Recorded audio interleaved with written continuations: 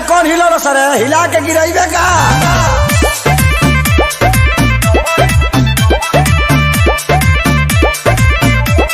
देख के आँख न मारो चश्मे को उतारो पकड़ अपना झारो क्योंकि नाच रहे हैं पारो चिंता मत कर गढ़ा के फरहा बेच रवानी आओ कुछ भी पूछो देख के आँख न मारो चश्मे को उतारो पकड़ अपना झारो क्योंकि नाच रहे हैं पारो लेती ना सूद के ना चुकुद कूद के पूरा ये सटे जावा टूट जाए दे लूट जाए दे धन लूट जाए दे नमरी पघरी उठ जाए दे लूट जाए दे धान लूट जाए दे नवरी पघारी उठ जाए दे और हिलाओ तनी कस के मोर जब तरस के अच्छा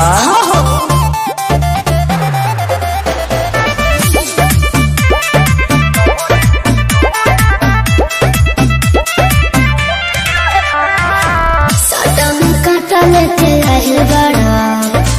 देखे खातिर चीज करो आहिल बड़ा अरे छारा खाली छेद के छोड़ दी रे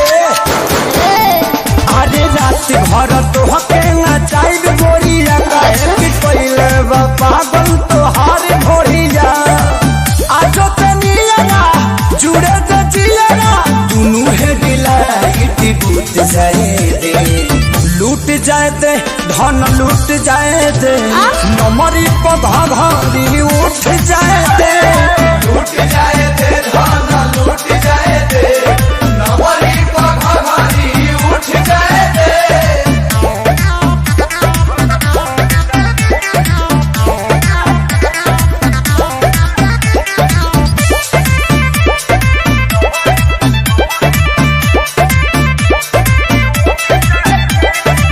जनी तू कर बारी हरी हो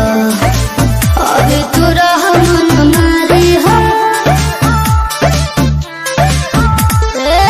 तमाचा ले लो न रानी परा पहाड़ी के गौतम के सौ प्रियंशु के सारी के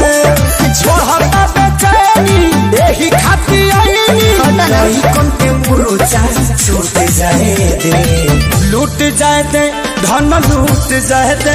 आ नमरी पघरी उठ जाए दे